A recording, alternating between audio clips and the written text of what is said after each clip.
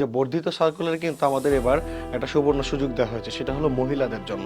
ছেলেরা যারা আবেদন করেছিল তারাও কিন্তু এই সার্কুলারে পরীক্ষা দিতে পারবে।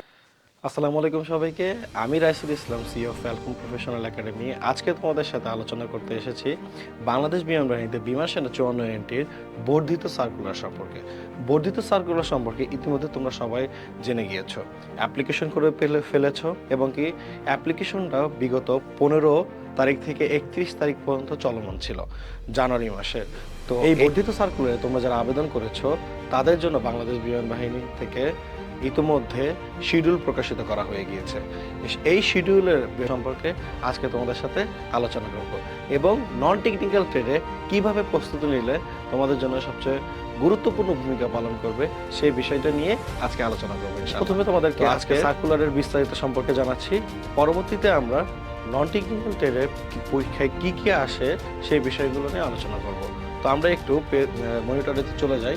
তো এখানে দেখা যাচ্ছে যে নন টেকনিক্যাল ট্রেডে আমরা দেখতে পাচ্ছি যে বর্ধিত সার্কুলারে কিন্তু আমাদের এবার একটা সুবর্ণ সুযোগ দেওয়া হয়েছে, সেটা হলো মহিলাদের জন্য।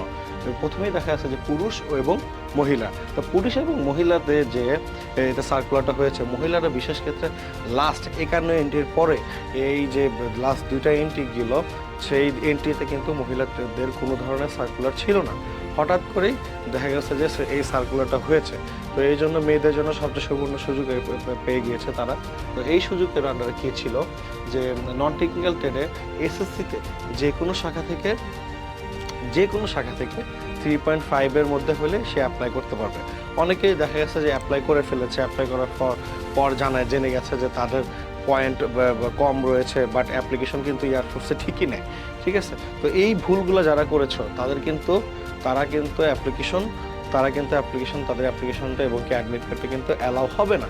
এবং আরেকটা বিষয়, যারা বিগত সময় 54 এন্ট্রিতে ছেলেরা যারা আবেদন করেছিল তারাও কিন্তু এই সার্কুলারে পরীক্ষা দিতে পারবে না। তো অনেকেই তোমরা আবেদন করেছো দেখা গেছে যে বিভিন্নভাবে, বাট তোমাদের আবেদন কিন্তু অ্যালাউ হবে না।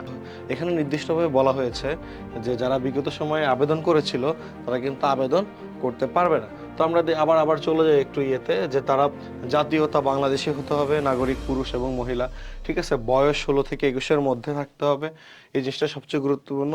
মেয়েদের হাইট এবার কিন্তু অনেকটা কমিয়ে দেওয়া হয়েছে, মেয়েদের হাইট এবার 5 ফিট দেওয়া হয়েছে। ছেলেদের হাইট দেওয়া হয়েছে স্বাভাবিকভাবে বিগত সময়ের মতো 5 ফুট 4 ইঞ্চি। শুধু যাদের চোখের সমস্যা রয়েছে 6/6 নেই, তারা কিন্তু পরীক্ষা দেওয়ার পরেও সিলেক্টেড হলে মেডিকেলে কিন্তু বাদ যাওয়ার সর্বোচ্চ সম্ভাবনা রয়েছে। সো এই বিষয়টা লক্ষ্য করে অবশ্যই তোমরা এটা মাথায় রাখবে, যারা 6/6 যেন থাকে, যাদের চোখের সমস্যা রয়েছে তারা যেন অলরেডি ডাক্তার দেখিয়ে, অথবা চোখের সমস্যা নাই তারপরে কিন্তু ডাক্তার দেখিয়ে এটা যেন কনফার্ম হতে পারো। তো পরবর্তীতে আমরা দেখি যে বিষয়গুলো সবচেয়ে মুখ্য বিষয় আমাদের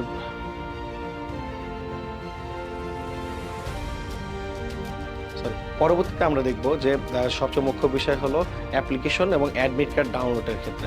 অ্যাপ্লিকেশন এবং অ্যাডমিট কার্ড ডাউনলোডের ক্ষেত্রে তোমরা আইডি এবং পাসওয়ার্ড দিয়ে তোমরা কিন্তু অ্যাপ্লিকেশন ডাউনলোড করার পরবর্তীতে এখন কিন্তু অলরেডি আমাদের বাংলাদেশ বিমান বাহিনীর ওয়েবসাইটে রোল প্রকাশিত হয়ে গেছে।